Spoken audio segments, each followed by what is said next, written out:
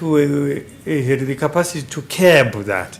And now that we have that, I'm sure it is going to have a significant impact in making sure that our exams remain credible as they should and maintain the integrity that they should have. Now, just allow me for a brief second to point fingers right now, because you have some people saying teachers have been the ones that have been leaking papers. Some have said the ministry officials have a hand in leaking the papers. Some from the ZIMSEC board have leaked these papers.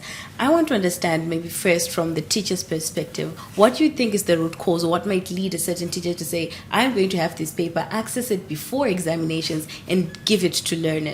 What gives the teacher that driving force to do that when they're supposed to be teaching and preparing students for an exam instead? I think there's some unnecessary competition that's there. You recall, schools will then publish to say this one is number what.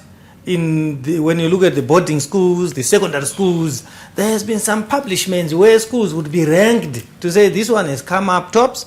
And then even within the school setup itself, there is also some competition where they are also looking at which subject has been passed the most.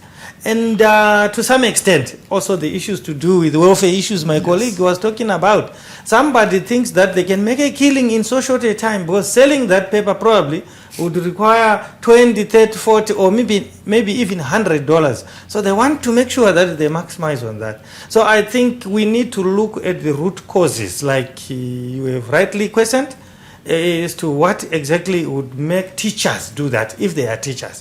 What would make ZIMSEC officials do that if they are ZIMSEC officials?